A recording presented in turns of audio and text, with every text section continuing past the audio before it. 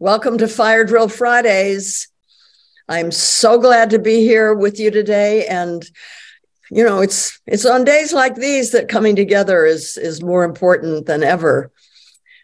Listen, wherever you're watching from, please take a moment, okay, to drop your name and where you're joining from in the comments. I really do like to hear from you. And to those of you joining for the first time, welcome to the Fire Drill Fridays family, where we're building community, learning about the climate crisis, and taking action to confront it. You can find lots of ways to take action and to get involved at firedrillfridays.com/take action. So today we debrief what happened in the midterms and how we can move forward together. Thankfully, we have the perfect guests actually, to help us unpack the results and what they mean for both our movement and the health of our democracy. Jane Kleeb has served as the Nebraska Democratic Party Chair in December 2016. She is an experienced grassroots organizer, manager, political strategist, and nonprofit entrepreneur. She's basically totally amazing. Recently, she was profiled by PBS in a film called Blue Wind on a Red Prairie. Jane is a leader who deeply understands the need to connect issues that rural and urban communities are facing. Oh, Jane, welcome. I'm so happy and grateful that you're joining us today. Thanks, Jane. It's so good to be with you. So let's take a look at the election results, and let's start with the good news. What is some of the good news for our planet coming out of the election, Jane?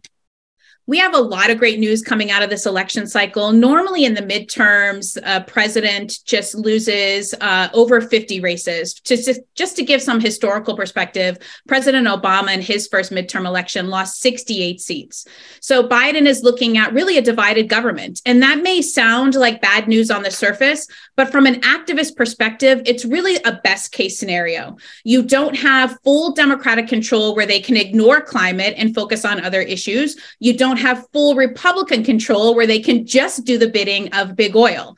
So you have a situation where our pressure, our voices, our calls, us being in Washington, D.C., walking the halls of Congress really will make a difference.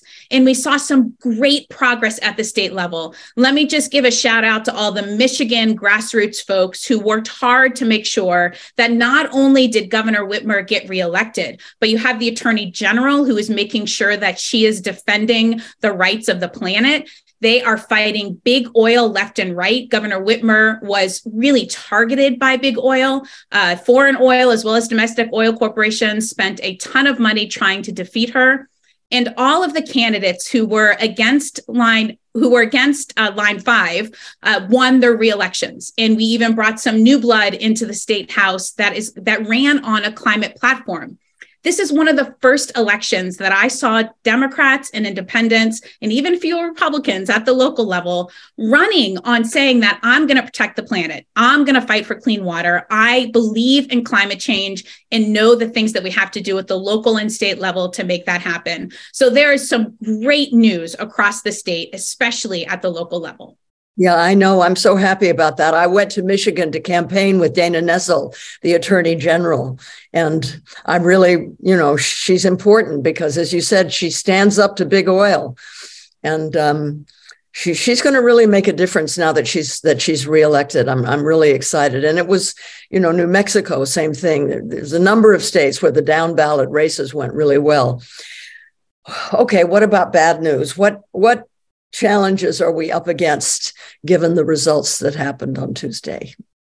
The reality is the bad, dirty deal that Joe Manchin tried to get through a couple months ago, that all of the grassroots groups, obviously including you and Greenpeace and so many frontline groups came together to defeat that, when everybody told us, including folks in the White House, that that was a done deal, that we just need to move on.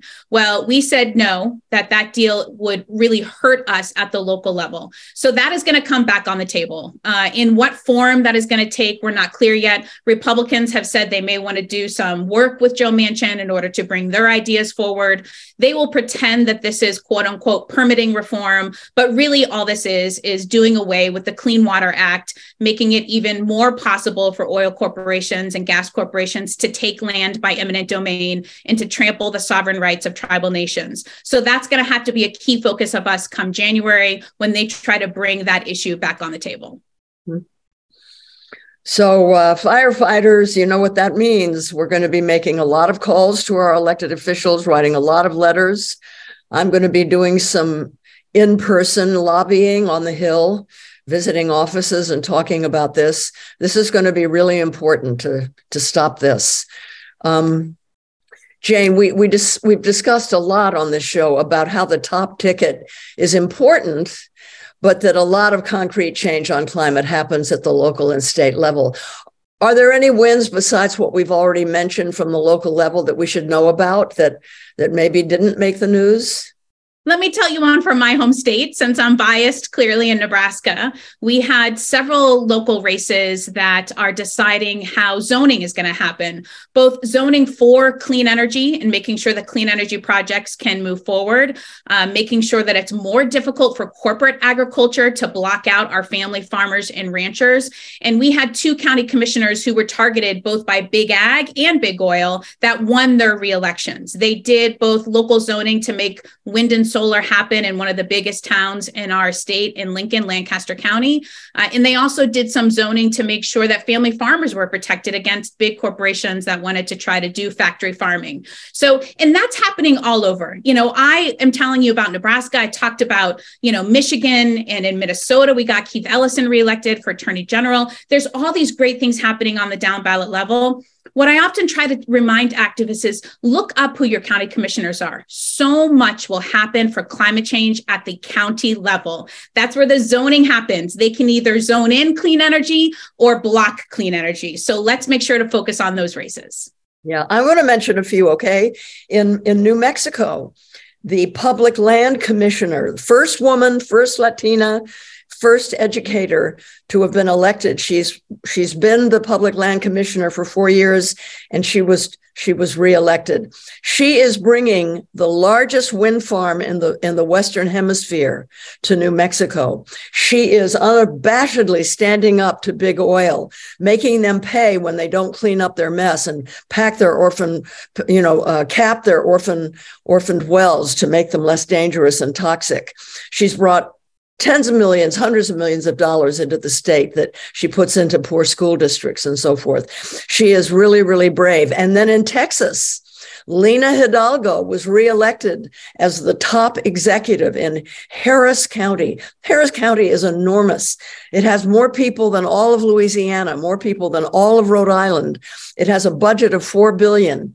And Lena Hidalgo, an immigrant from Colombia, has been reelected, and she has a climate plan, and she has proven herself to be fearless in standing up to big oil. These are wonderful wins, and there are many more too. Yeah. So, Jane, what does all this mean for the kind of change that's possible in the next 2 years? And what kind of strategies should we pursue? Well, this means a couple things. One, it certainly means that climate is now one of the top issues for voters. And that was not always the case. We would often have to have politicians saying, I'm really with you on climate, but I'm going to talk about these other issues because that's what voters really care about. This election cycle proved that we need to talk about climate. We need to make that real for people at the local level. So whether that means that you're fighting, carbon sequestration projects that aren't going to be healthy for the land and water, or whether that's making sure you're protecting your property rights or your sovereign rights from big oil and big gas projects. There's so much that climate change means at the local level. So putting heart around that has changed in this election cycle, has solidified that climate change is a top issue for voters. I think what it also means is that we at the local level have the power to swing these elections. And never before, I think, was climate voters seen as this block. It was always either women or young people, but climate cuts across all those demographics, working class, middle class, suburban, rural, urban. We all deeply care about passing on a legacy to future generations of clean water and clean air. So that is here to stay. And I think going into the 2024 election cycle, this will be a top presidential issue. And so everybody automatically wants to say who's running for president. And I say, I don't necessarily want to know who's running for president. I want to make sure that climate's going to be one of the top issues that they're running on. Hear, hear. Thank you for that. So here's another question that I'm curious about how you're going to answer. After a hard push to get out the vote, it's easy to, high five each other and congratulate each other because things went better than we feared, and then go back to our lives until the next election. Now, from your experience, Jane, why do you think it's important for people to engage year-round and not just during election season? Year-round organizing has to be the only answer in order to kind of address the apathy that sometimes happens. And that's not to say that we shouldn't take a moment to reflect and do some self-care. I always tell campaigners or candidates, whether you won or lost, your adrenaline level has been up here. And when you kind of get a moment on Friday, Saturday, Sunday, Monday, your adrenaline level is going to go down and you actually may feel depressed because you're not go, go, go, go. So take a moment, know that that is natural. You may cry as you're driving to the grocery store. It's because we've been at such high levels. So take a moment, take deep breaths, and definitely reconnect with your family and friends. And don't forget that year-round organizing doesn't mean that you have to be canvassing every single day. What it means is that we constantly integrate politics into our lives, not as a bad thing, but that is a fact that politics is so important to the issues that we deeply care about. So whether that's school board, county commission, U.S. Senate, or president, making sure that we continue to talk to our friends and neighbors, getting involved in our local county or state party, and continue to be involved in the nonprofits who, like Greenpeace and so many others, are really the backbone to year-round organizing. Yeah, thank you for that. I totally agree with you. So what inspires you to stay at it and keep taking action over all these years and decades, Jane? I was actually just in Des Moines yesterday with farmers and ranchers who are protecting their property rights from some corporate greed projects. And there was an old timer there who had, handwritten his sign talking about corporate greed, wanting to pollute his land and water and standing up for family farmers.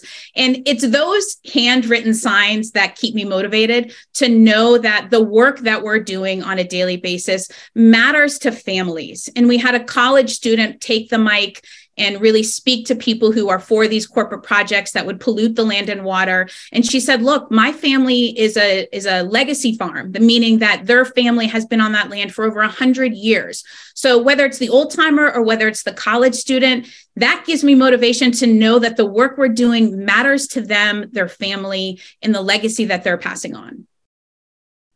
Great. How moving that is. Wow. Very encouraging. Jane, thank you so much for walking us through where we're at in the wake of the elections and where we can head together. I really appreciate your taking the time to be here. Thank you. Thank you so much. Thank you for your commitment to the planet, Jane. It means the world to all of us.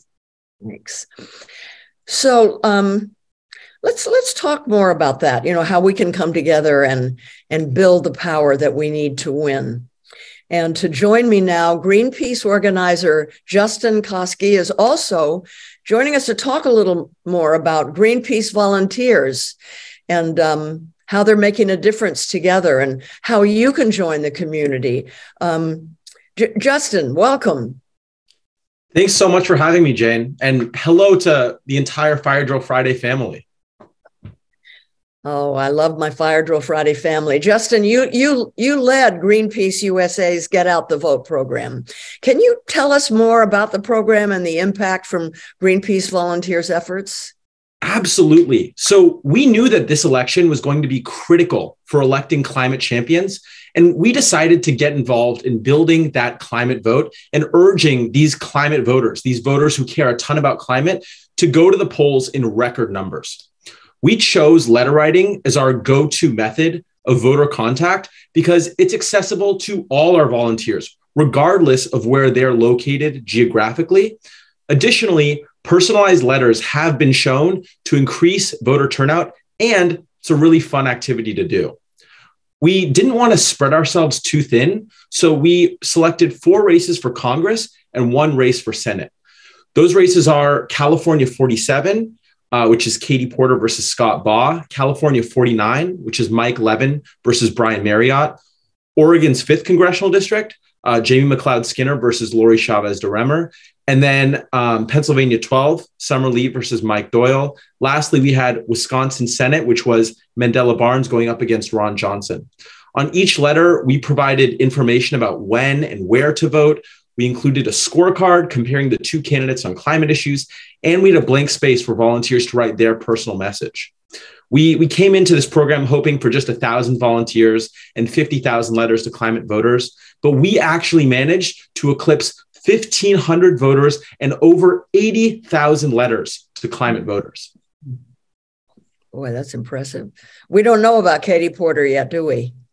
So, yeah, in terms of the results, the last time I checked, Katie Porter and Mike Levin are leading. I think they're going to hang on. In terms of the other races, it is mixed results. There are certain races that, we certainly won. Summer Lee is going to Congress. She's going to be an absolute climate champion. And I'm so excited that we got involved in that race. Other races, like Oregon 5, Wisconsin Senate, it doesn't look, it maybe wasn't to be, but I'm still glad that we got involved in those races because those are absolutely fights worth fighting. It's, as the results are still coming in, but we feel really, really good about the work we did and who we are going to be sending to Congress next year. As we all know, we have a lot of work to do coming out of the election. How can people watching get involved with Greenpeace USA? Now, let me just explain. The reason that I'm referring Fire Drill Friday people to Greenpeace is because I know that most of you know this, but when COVID hit and Fire Drill Fridays went online we're still online, but we decided early this year that Fire Drill Fridays should become a part of Greenpeace. We are a program within Greenpeace, and Greenpeace has the infrastructure and the experience to train volunteers, thousands of volunteers. Fire Drill Fridays doesn't do that. So that's why, we're asking you to go to Greenpeace. How can people get involved with Greenpeace, Jason? Jane, that's a great question. So we have 3 main opportunities that I would recommend for our supporters. The first of which I personally love, is action pods. You can take action in your local community by joining or starting an action pod, which is a local group of 3 or more Greenpeace volunteers who are taking action, engaging in activism, and building that green and peaceful future in their community. We also have a text team, which helps get the message out about the environment, as well as upcoming events for Greenpeace and helping our volunteers. Finally, we have the ambassadors, who are the stewards of our volunteer program. They train other volunteers, they moderate the Slack, they facilitate some of our Zoom calls, they call other volunteers to see how they're doing, and they overall help this entire program run. In terms of the next big mobilization, similar to what we were doing with letter writing, we have some stuff coming up, which I'm really excited to share soon. So stay tuned, and we will absolutely keep you posted. Thank you. That's so great to know. Thank you, Justin. The work you're doing, along with all those Greenpeace volunteers out there, it's so effective and so inspiring. And that's the kind of thing that gives me hope. Thanks for joining us. Thank you. Building people power is absolutely critical to winning.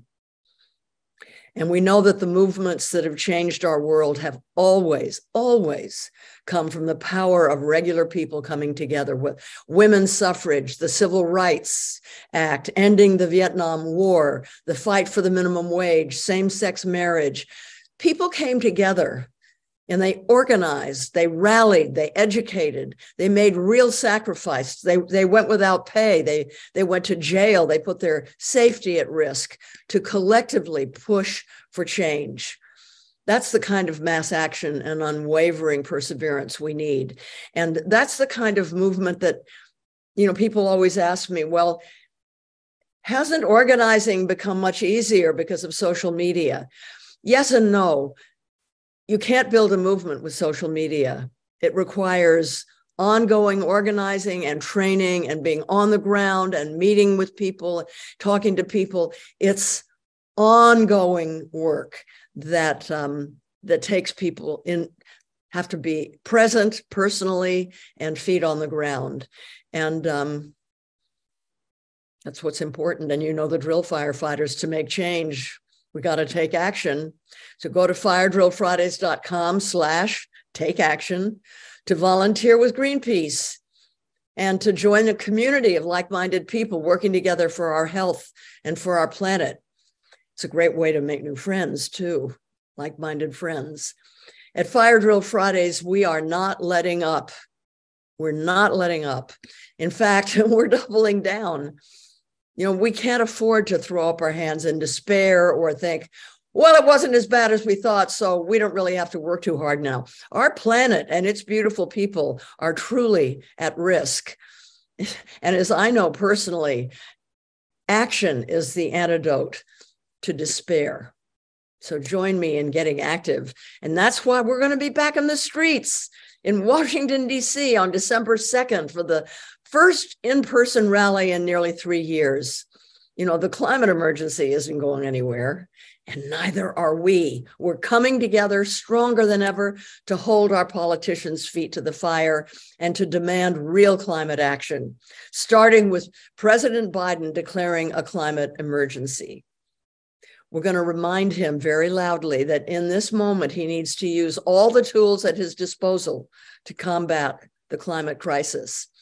This rally will be a space to come together in solidarity, hope, and yes, joy. We're going to have a lot of joy there, you'll see, to take concrete steps and set the tone for 2023 and what comes next.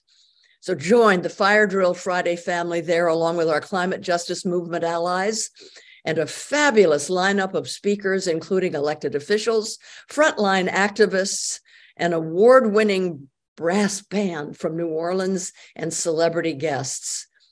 Be sure to sign up at firedrillfridays.com/events to come in person or by live stream. I can't wait to see you there. And next week at 11 a.m. Pacific, 2 p.m. Eastern, join me in honor of Native American Heritage Month as we look back at some of the most powerful moments from Indigenous speakers that have been part of the Fire Drill Fridays family. And thank you all for being here. I'll see you next week.